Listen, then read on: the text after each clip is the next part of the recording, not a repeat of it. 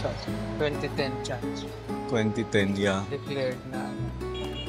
May nakatira naman daw dito pero mga caretaker.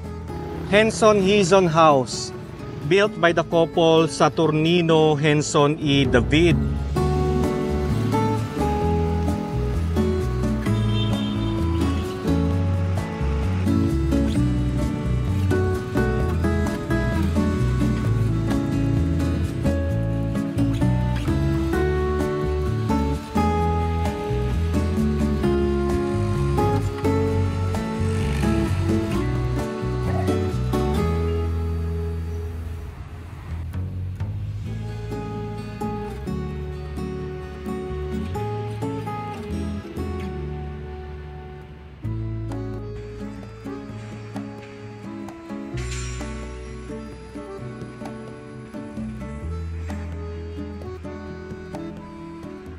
Yan. So bago natin libutin ang ilan sa mga lumang bahay dito sa San Fernando, Pampanga, ay gusto ko munang ibahagi sa inyo ang dating bahay ni Don Andres Eusebio at Asuncion Santos. Sinasabing maraming mga mayayamang tao noon ang bumisita sa bahay na ito. Kasama na nga si General Douglas MacArthur na natulog pa ng isang gabi dito sa bahay na ito.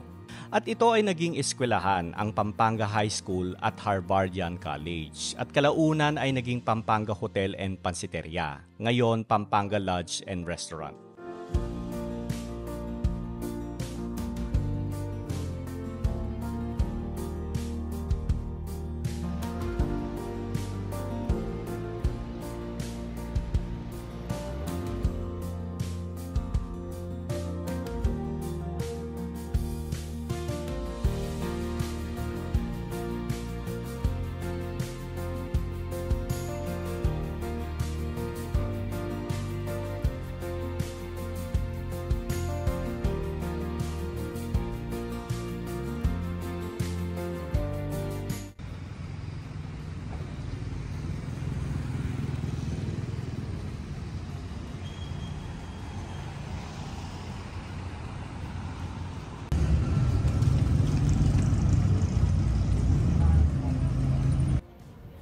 So nandito tayo sa tulay. Ito, ano rin ito, historical din itong tulay na ito mga kaitsuwero. Ayan o. First concrete pavement in the Philippines.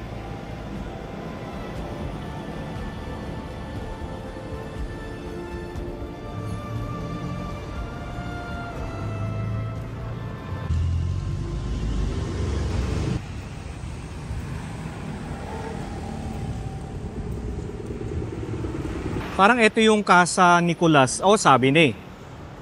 Ito na nga yun.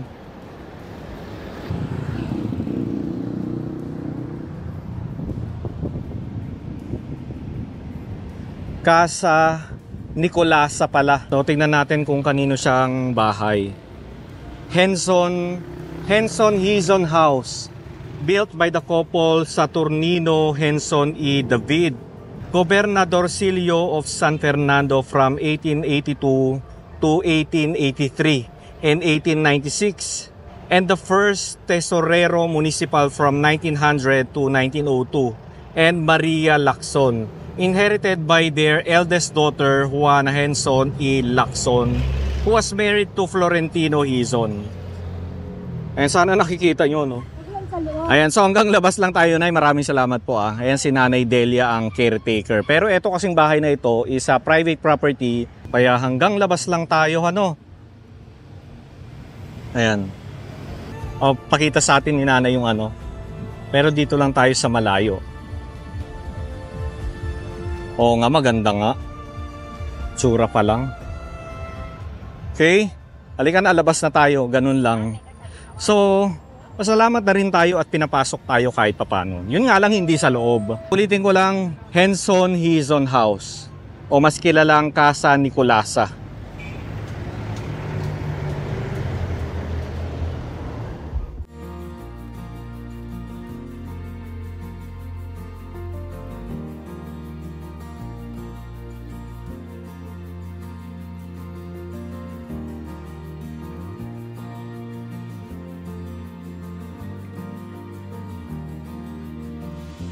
So dun sa mga ayaw yung mga ganitong lakad-lakad, ayan, pwedeng yung i-skip yung video, ano.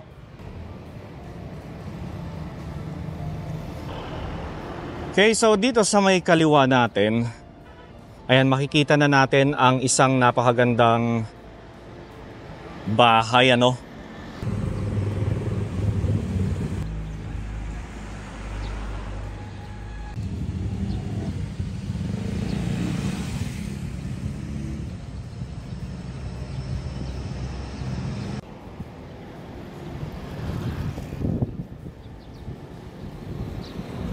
Ayan, so ito ay Augusto P. Hizon House.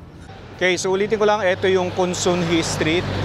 Ayan, alam nyo dito sa San Fernando, Pampanga, marami silang mga well-preserved na lumang bahay.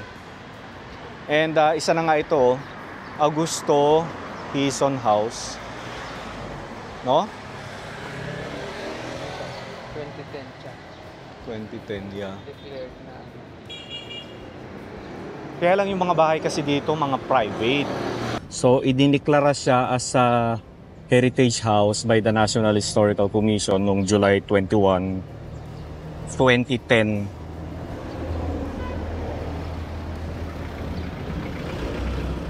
Okay? So, Augusto P. Hizon. So, hanggang sightseeing na lang tayo, ano? Ayan, Santos Hizon House. Grabe, ang ganda ng bahay na ito. Tapos ito pa.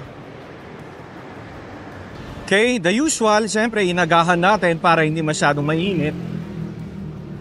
Para matapos kaagad tayo dito, ano?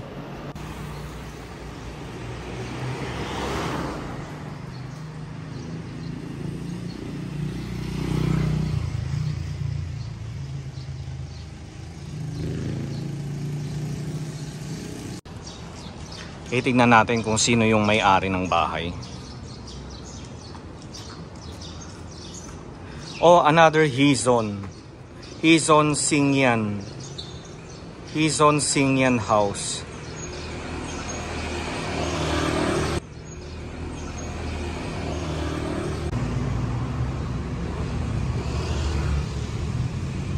Okay, so ulitin ko lang, Hizon Singyan House.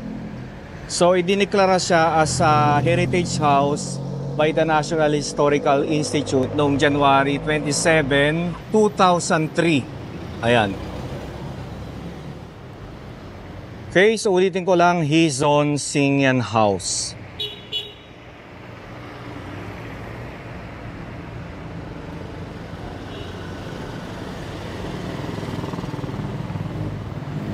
Okay, so meron na naman dito mga kaitsubero.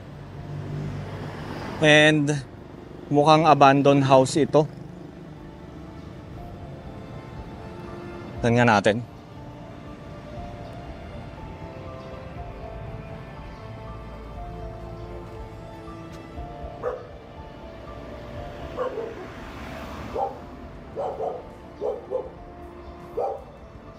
Okay. Okay. So Fernando Ocampo Hizon.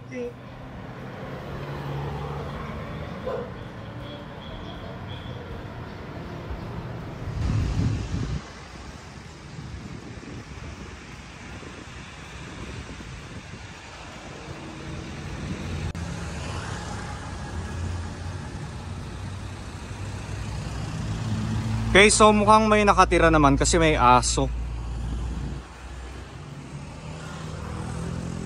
Okay, so ulitin ko lang, Fernando Ocampo Hizon. Another Hizon house.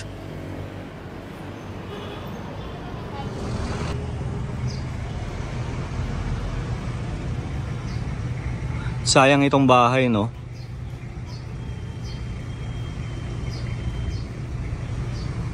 Okay, so sabi ni Kuya, yung traffic enforcer, nakausap ko, may nakatira naman daw dito pero mga caretaker. Ayan. Pero sayang, kasi karamihan ng mga heritage house dito sa Pampanga, napansin ko, mga na-restore sila. Ano, sana lahat ng mga heritage house ma-restore. Okay, so dyan tayo galing sa Fernando Ocampo Hizon House. Ayan, so diretso tayo dito.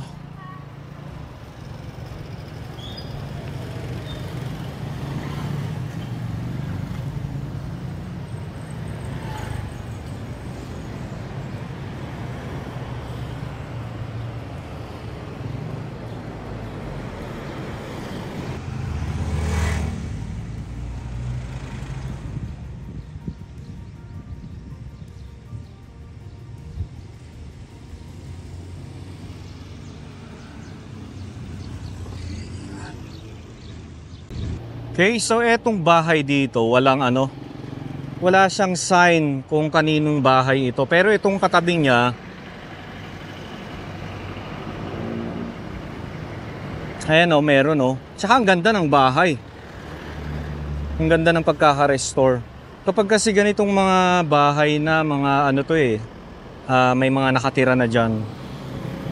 And halata naman, bakod pa lang malalaman mo na kung may nakatira o wala.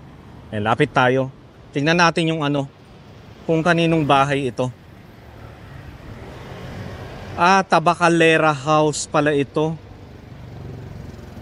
Ano?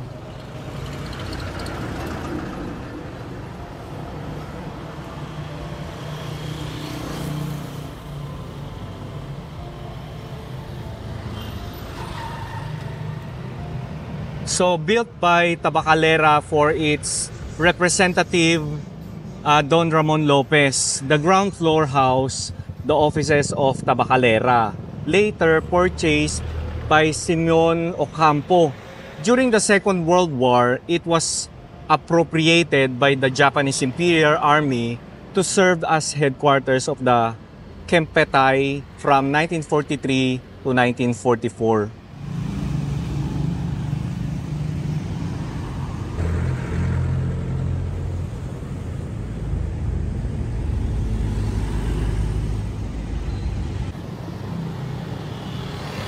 Okay, Tabacalera House.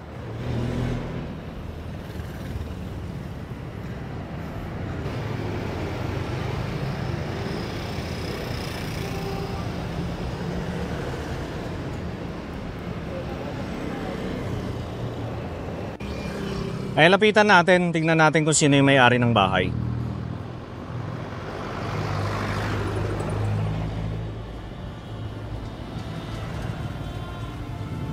Konsunhi House.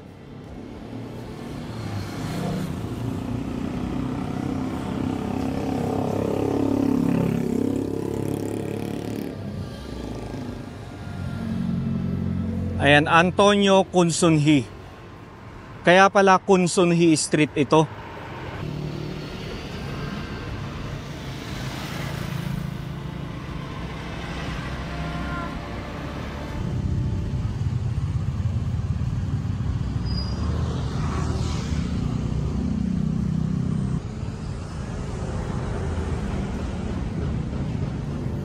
Okay, so ulitin ko lang Antonio Konsunhi House. Ayan. Okay, so eto na ulit ang Lasatin Ancestral House na itinayo 1925. At isa itong bahay na ito sa mga well-preserved, well-maintained dito sa San Fernando, Pampanga. So meron na tayong part 1 and part 2. Sa mga hindi pa nakakapanood, ilalagay ko na lang yung link ng video dito sa description below. So dun sa mga bahay na nakita natin dito sa San Fernando, Pampanga, I hope na hindi lang itong Lasatin Ancestral House ang makita natin. I hope na may mag-invite sa atin para i-feature ang kanilang bahay. Well, I hope, no? Ayan. Kaya maraming salamat sa lahat ng mga nanonood. Please don't forget to subscribe and share this video. Ayan. Okay, so yan yung Lasatin Ancestral House. Tapos ito yung Konsunhi Street. Tapos ito yung kauna-unahang supermarket ng San Fernando, Pampanga. Ayan. Ang pangalan niya noon ay SL Supermarket. Pero ngayon, kinonvert nila into cafe and art studio. So matuwang bale. Ibig sabihin, old house. Pasok tayo sa loob. Wow! Ang ganda pala ng cafe nila, no?